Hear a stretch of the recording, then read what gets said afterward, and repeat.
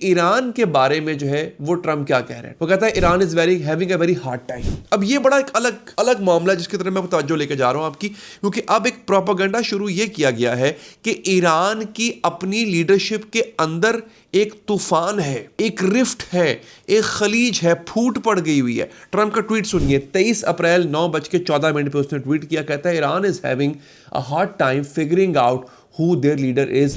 Iran को बड़ी मुश्किल पेश आ रही है ये पता करने में कि असल लीडर उनका है क्या, कौन है लीडर उनका। दे जस्ट डोंट नो, उनको पता ही नहीं है।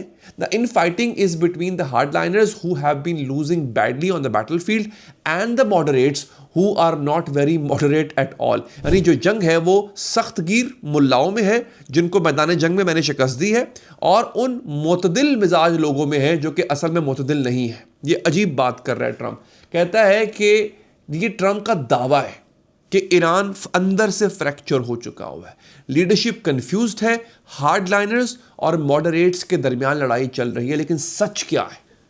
हमने सच ढूंढने के लिए आपने वीडियो देखी है ना नाजरीन।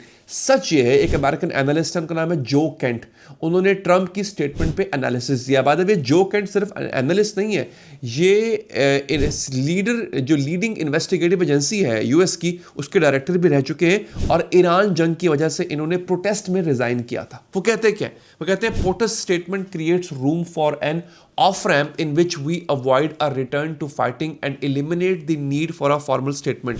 ट्रम्प जो है असल में इसी ट्वीट के अंदर अपनी हार भी तस्लीम कर रहा है और एक ऑफ रैम्प की ऑफर कर रहा है, एक डील की ऑफर कर रहा है। अब यही वो कंफ्यूजिंग मिजाज है ट्रम्प का जिस पर ईरान यकीन नहीं कर। पाकिस्तान को भी मुश्किल पेश आ रही है बाय द वे, और एक एनालिस्ट ने लिखा था कि कहीं ईरान भी शकूको शुबात का शिकार है कि पाकिस्तान इतना जोर क्यों दे रहा है मुज़ाकरात की। 23 अप्रैल को ईरान ने क्या किया? IRGC aerospace, IRGC navy, IRGC Quds force, president Pezeshkian, speaker Ghalibaf, judiciary chief Mohseni Ejaz या एजाई भी कहते हैं, सब ने एक तरफा स्टेटमेंट दिया है। एक स्टेटमेंट आया इन सब का। क्या?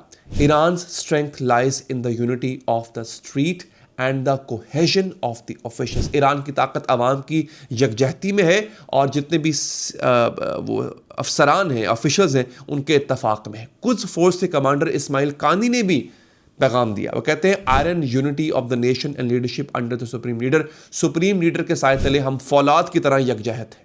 सुप्रीम नेशनल सिक्योरिटी काउंसिल ने भी ऐसा बयान दिया है। यानी उन्होंने कहा है हार्डलाइनर्स और मॉडरेट्स का फर्क इस वक्त जो है वो मौजूद नहीं है। ये सीधा सीधा ट्रम्प को जवाब है कि जो तुम कह रहे हो कि हमारे दरमियान एक खलीज है, एक खला है, ऐसा कुछ नहीं है, हम फौलाद की तरह यकजहत हैं। दोस्तों